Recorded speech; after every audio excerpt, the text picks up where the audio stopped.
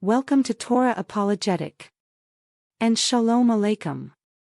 In this video is about hostility from the left to Israel on behalf of Arab Muslim countries. It is given by the wonderful brother Oren, from Israel. So, those interested please watch the whole video, and at the end of the video please go to the below description of this video. And subscribe to his channel, besides obviously Torah Apologetic. Please also like and share this video. So now, enjoy the video. This video is about a very weird connection between the Arab world and parts of the left when it comes to the Israeli-Palestinian conflict, and actually the strange connection between the left and the Arab world in general. I think that you will find it interesting regardless of whether you support the Israelis or the Palestinians. In the protests against Israel, you see Arabs and Muslims marching together with left-wing organizations, student organizations, and even climate activists. And my question is, which of the values that the left claims to hold, democracy, human rights, gay rights, women's rights, can be found in any Arab Muslim society? Not only do they not have any values in common, but everything that the left hates and criticizes about the conservative parties in their own countries is 10 times, if not 100 times worse in any Muslim society. To this, I will add that this is a very one-sided relationship. Have you ever seen any Arabs demonstrating for women's rights? I don't know how much experience you have of relationships, but one-sided relationships are never very healthy. They're not good for you. Not all of the left wing is communist, and it is legitimate to criticize Israel. But when large parts of the left criticize Israel more than they criticize all the communist and Muslim countries put together, then it makes me wonder. Sorry for the intervention. Please help YouTube promoting these videos from this channel by watching all the video if is too much, like over 10 minutes. At least try to watch most of it, thanks, and now let's return to the current video. The left is secular, but Muslim society is extremely religious. The left says it supports women's rights, but Muslim women don't enjoy the same rights as men. It is the same when it comes to minorities in Muslim countries. If you are a left-wing activist, please let me know in the comments below which of those values cherished by the left can also be found in Muslim society. I've seen this funny meme of queer for Palestine, and next to it says chickens for KFC, and that pretty much sums it up. If you are queer or gay or lesbian or non-binary or transgender, trust me, you don't want to be in the hands of Hamas. Do you know what Hamas does to gay people? The same thing they do to Jewish babies. It is not just Hamas. In almost all Muslim countries, you don't want to be gay. Of the 20 most dangerous countries for gays, 17 are Muslim.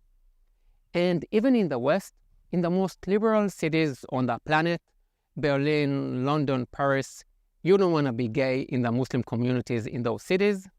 Below, I will leave a link to a poll done in the UK about the views of Muslims towards gays. Half of the respondents said it should be illegal to be gay. And the Muslim communities are the fastest growing ones in the West. So if I were European, I would say to the Muslims, Sabah al-Khair. These are our core values. Do you disagree? Do you think it should be illegal to be gay?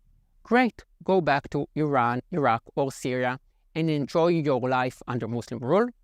Respect our values or go back to your countries. I think that's totally fair.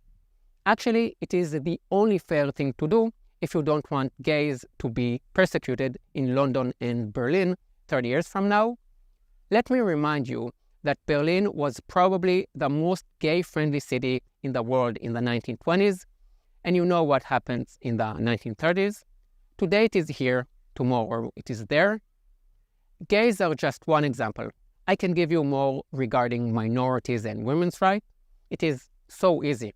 Give me one minority that is thriving in countries or areas under Muslim rule. You won't find any, not even one, from Morocco to Iran. You won't find any. Maybe you agree with me and maybe you don't. What I can say is that my biggest supporters are not Israelis, but minorities from Arab countries, Christians from Nigeria and Iraq, many Iranians, Kurds, and all of them say the same things. Westerners don't have a clue about what it is like to live in fear under Muslim rule. Those who don't like what I say don't usually oppose the exact details of what I'm saying. You know, you can't really claim that you want to be a lesbian in Arab countries. Instead, they attack me in general for criticizing Muslim society. How dare you criticize Muslim society? I do it easily. I believe we should be allowed to discuss these aspects of the discussion. It is way too important to just neglect them for fear of being politically incorrect. So yes, I dare to criticize Muslim society because I'm a liberal and I have a set of values I believe in. Many of my friends in the West are confusing two terms that are actually almost the opposite to each other: multiculturalism and liberalism. As a liberal, I believe in individual freedom, freedom of speech, democracy, and women's rights. And there are many movements that I find wrong: fascism, communism, Nazism, radical Islam. Let's bring the differences between multiculturalism and liberalism back down to earth. If you have a neighbor who beats his wife and tells you that this is their tradition, that his father beat his mother and his grandfather beat his grandmother, would you accept this as a multicultural person, or would you stand up for your values as a good person? By the way, in some Muslim countries, men are allowed to beat their wives. Below I will leave a link to a video from a television show made by the official Palestinian authorities on how you should beat your wife. Here is another example. One of the differences between men and women is that women have an organ that has no other purpose than to give the women pleasure. What a great gift. In Egypt, which is not considered to be extreme, they cut this organ off in 80% of girls. If you see yourself as multicultural, do you think that's okay? Have you ever heard about it? Have you ever seen feminists demonstrate against it? I can give you many more examples. Now, I know what you're going to say, that I'm trying to divert away from the subject and that two wrongs don't make a right. But please wait. This weird connection between the left and the Arab world and their shared hostility toward Israel didn't start yesterday. So interestingly enough, there used to be good connection between the left and Israel. It was initially the Labour Party that was in charge of Jewish institutions in the decades before and after the establishment of Israel in 1948. Many European Jews saw the Soviets as liberators in World War II. The Soviet Union even voted for the establishment of Israel, mainly to kick the British out of the area.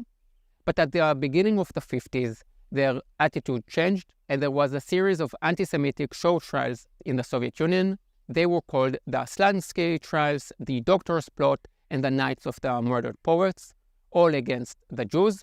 And then from 1955, the Soviets started selling weapons to Arab countries. In 1964, the Palestinian Liberation Organization was established. I will say that again, it was established in 1964, 3 years before the Six-Day War, and before the Israeli occupation of the West Bank and Gaza, before there was a single settlement. So what did they want to liberate? Could it be that by liberation, they meant the destruction of Israel? Anyway, which country was the first to recognize the PLO, the Palestinians? East Germany, a communist dictatorship that built a wall to imprison its own people, denying them their freedom and cutting them off from families and friends. It's like, tell me who your friends are and I will tell you how much of a terrorist you are. There were also connections between Arab countries and left-wing organizations in the West. Let's stay in Germany. There were two main extreme leftist organizations in the 60s, the RAF and the Revolutionary Cells. They were both communist, anti-colonialist, anti-capitalist, anti-Semitic, and of course, anti-Israel. They fought together with Arab terrorists against Israelis. Now, this is some high-level cookiness. They were based in West Berlin, a half-city that was surrounded by East Germany. Their friends, families, and neighbors were suffering under the communist dictatorship literally 50 meters away from them. But how were they going to make the world a better place? By supporting Arab terrorists, of course. In 1976, 2 German terrorists and 2 Arab terrorists kidnapped an Air France plane to Entebbe in Uganda.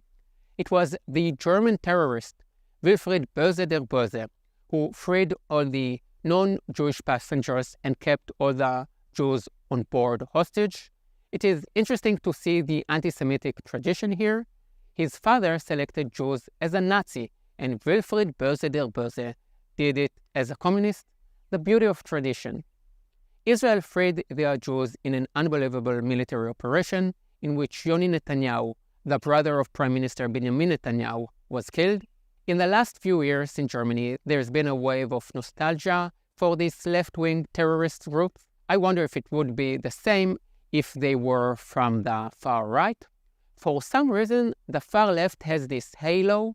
It's like we murder people, but we read books and use complicated words, so it's okay. Listen to us. We know how to create a utopian society. So what do the left and the Arab world have in common? It is something both do extremely well, and that something is hate. In this field, both the Arab world and the left have tremendous success, phenomenal success. No one does it better than them. I will start with the left. I think, and this is only my personal opinion, that 100 million dead is quite a lot. In every place where Marxist ideas have been deployed, there have been zero freedom, extreme suffering, camps where people were worked to death, fear, and millions of dead. The Soviet Union, China, North Korea, Cuba, and the Eastern European countries. It has failed everywhere and brought a tremendous amount of suffering. The biggest murderers in the 20th century were Mao Zedong and Stalin. Hitler only comes in third. In the Arab world, it is the same. I get so much hate from Arabs, and they blame the Jews in Israel for colonialism and the West for everything. But what is going on in Muslim countries? In recent decades, almost all Muslim countries have fought wars, resulting in 10 times, if not 50 times more casualties than in Palestine. The war between Iraq and Iran, 1 million dead. The war in Syria, 500,000 dead and counting. In Yemen, Sudan, millions have died. Lebanon, Libya, Pakistan. Of the 50-plus Muslim countries, hardly any have democracy. The Muslim world is extremely violent to one another and to non-Muslims. In many ways, the Muslim world today is where the Christian world was 400 years ago. Think about it. There are millions of dedicated Catholics and there are millions of Protestants. 400 years ago, they were killing each other. Today, even though they still believe in different things, Protestants and Catholics have stopped using violence. This is not the case in the Muslim world. The hate of the Muslim world and of the neo-Marxists is not only limited to their own territories, but it is aimed at the basic values of our Western society, at the fact that individual freedom takes center stage. In the US, you can stand in the middle of the street and shout that you hate Jesus. You can stand in the middle of the street in Israel and shout that you hate God. You can also do it in a Muslim country, but it will be the last thing you ever do. The left does the same. They forbid people to speak if their opinions are not the right ones. Do you know the book 1984 by George Orwell? People from the left like to like it, but they don't understand that it's describing them. Cancel culture, language control, the words you're not allowed to say, but it is more than that. The left wing take these theories of power and control and enforce them in all parts of society and culture. It looks at the world through these glasses that reduce the complex reality to power struggle. Is that all there is to your life? Men against women, black against white, oppressors and oppressed? Really, what a sad and stupid way to look at life. Here is another interesting point. The far right says what it thinks. They hate Jews and other minorities, and they actually say it out loud. Hitler, for example, spoke his mind. We may not like what he said, but he was at least very clear. If someone hates me, then I don't like it, of course, but I prefer to be aware of it. Those on the extreme left, on the other hand, talk about equality, human rights, and noble ideas, and kill millions. Stalin, Lenin, Mao, all of them spoke very nicely about progress and equality and murdered tens of millions of their own people. And the crazy thing is that the only place in the world where communism is how it was probably meant to be is Israel. The kibbutz movement is the only place where tens of thousands of people have voluntarily lived in a true socialist society for decades. Only the Jews have succeeded in bringing these nice ideas to life, at least for a while, but in the end it collapsed here as well.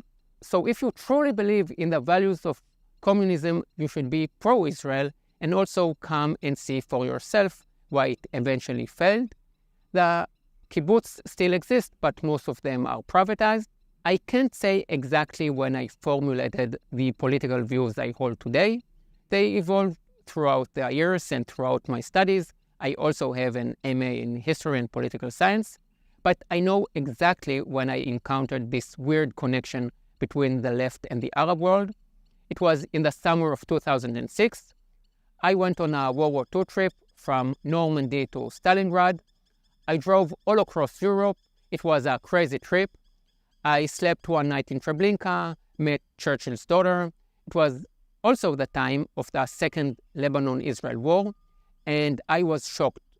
At the anti-Israel demonstrations, I saw the hate in the eyes of the Muslims and the lefties that went along in London, in Paris, and in Berlin. Now, that was also the time of the war in Sudan, a war that is still going on.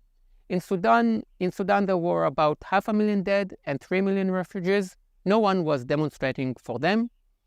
You might say, well, just because there are other more terrible things happening elsewhere, that doesn't justify terrible things in other places.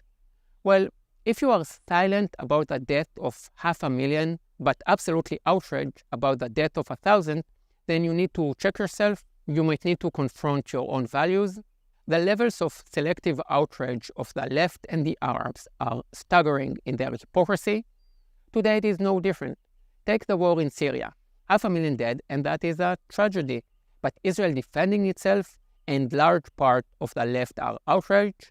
I guess that if a Muslim dies and you can't blame Israel for it, then there is no need for demonstrations.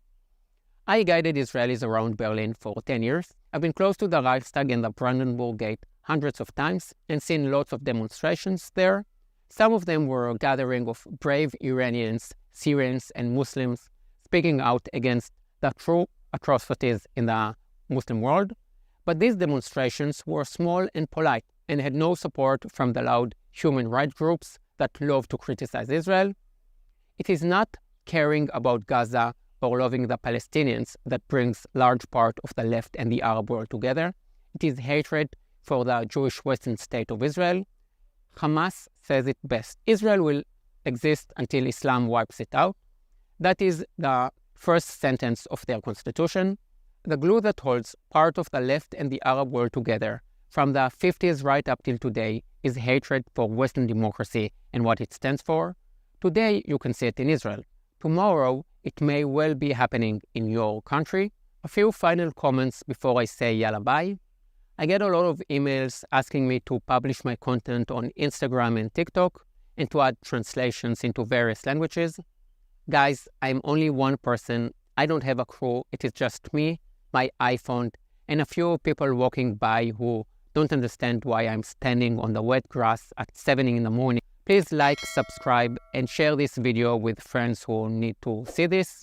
I want to thank all my supporters from the bottom of my heart for supporting me.